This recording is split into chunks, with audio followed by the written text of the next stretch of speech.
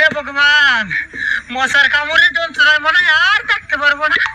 2 দিন ধরে জঙ্গলে থাকতে থাকতে মশার কামড়ে পাতাটা মনে হয় লাল হয়ে গেছে।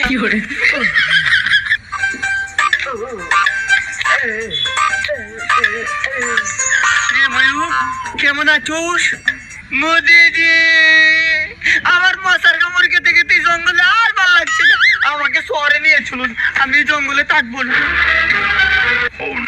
চলেন মোদিজি, চলেন। সারা পাবলিক একদম বিচিগুলা কুলে চেঁচে দিবে। খবর পড়াশোনা তো কম পড়ে না, পাকিস্তান দখল করে নিল, পারমাণবিক অ্যাটাক হয়ে গেল, বেলুচিস্তান আলাদা হয়ে গেল, বাংলাদেশ দখল করে ফেললো। কোনো জিততে পারিস না আর বড় বড় কথা বলিস। এই বড় বড় কথা বলে আজকে আমার গদি নিয়ে টানাটানি শুরু হয়ে গেল।